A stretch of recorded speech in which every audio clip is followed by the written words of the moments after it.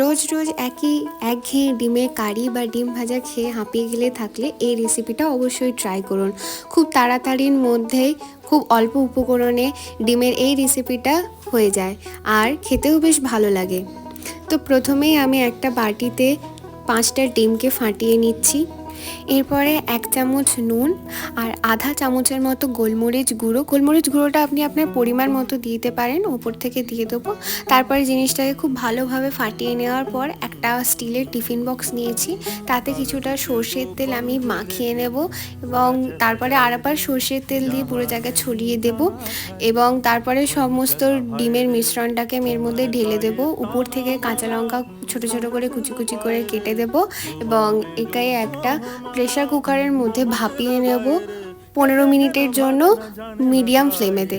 15 minute ধরে যখন ওটা প্রেসার কুকারের মধ্যে আছে, তো তার মধ্যে একটা শিলের মধ্যে আমি 2 চামচ সর্ষে নিয়ে নিয়েছি, কিছুটা পরিমাণ 1 চামচের মতো চারমগজ নিয়েছি আর 6 থেকে 7টা কাজু বাদাম। পুরো জিনিসটাকে ভালো করে বেটে নেব। বাটা হয়ে যাওয়ার পর একটা পাত্রের মধ্যে শিফট করিয়ে নিয়ে তাতে বড় চামচের 4 চামচ টক দই এবং 1 চামচ ছোট চামচের লঙ্কা গুঁড়ো, হলুদ গুঁড়ো, সামান্য পরিমাণ নুন এবং পরিমাণ মতো চিনি দিয়ে, খুব সামান্য পরিমাণ চিনি দিতে হবে নাহলে মিষ্টি হয়ে যাবে, খুব সামান্য পরিমাণে কালো জিরে দিয়ে জিনিসটাকে খুব ভালো করে মিশিয়ে নিতে হবে চামচ দিয়ে।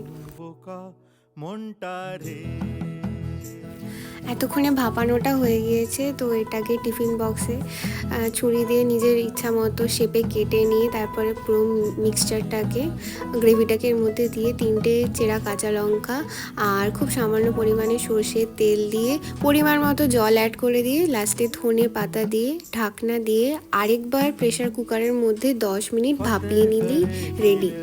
এটা খেতে ভীষণ ভালো হয়েছিল, দেখতেও খুব ভালো লাগছে উপর থেকে। গরম ভাতের সাথে কিংবা আপনি রুটির সাথেও রাত্রিবেলা খেতে পারেন। জানাবেন কেমন হলো। Thank you for watching.